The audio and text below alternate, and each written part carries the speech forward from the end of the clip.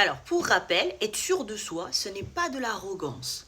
Être sûr de soi, ce n'est pas surestimer ses capacités.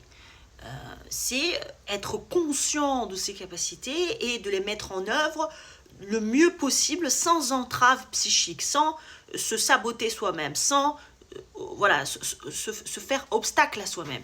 Donc, beaucoup de gens se causent de l'autosabotage parce qu'ils ne sont pas en mesure de conscientiser leur potentiel. Déjà, si vous n'avez pas confiance en vous, ce n'est pas systématiquement que vous ne maîtrisez pas ce que vous faites. C'est que vous avez la perception, vous auto-percevez d'une manière déformée, erronée. Je m'explique. Par exemple, si par exemple, je passe le bac de philo. Là, le 16 juin, vous allez passer pour les bacheliers, enfin les futurs bacheliers, le bac de philo.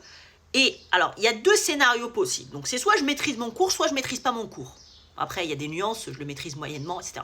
Donc, normalement, mon niveau de confiance doit être proportionnel à ma maîtrise du cours. Donc, plus j'ai travaillé, plus je me suis investi, plus je devrais rentrer avec confiance. Mais ce n'est pas le cas.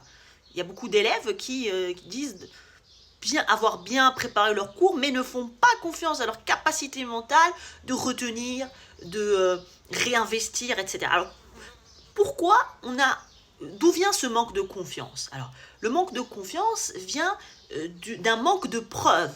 Le cerveau n'a pas assez de preuves de réussite. Donc, il faut lui prodiguer ces preuves. Ensuite, il faut être honnête avec soi-même. Donc, il ne s'agit pas de surestimer ses capacités ou d'avoir un excès de confiance. Alors, pour clarifier les choses, quand est-ce qu'on a un excès de confiance? C'est par exemple les gens qui gonflent un peu leur ego parce que derrière, ils savent qu'ils ont des faiblesses et donc ils les comblent par exemple par avoir une grande gueule ou parler très fort ou toujours prendre la parole en premier, etc. Et ça, on va revenir dessus, ça fait partie un peu des failles narcissiques qui vont causer cet excès de confiance qui est assez désagréable d'ailleurs en public. Donc, mais ce que je veux que vous sachiez, ou surtout ce dont je veux que vous fassiez preuve, c'est de discernement entre qu'est-ce que le manque de confiance et l'excès de confiance à cause du manque de confiance.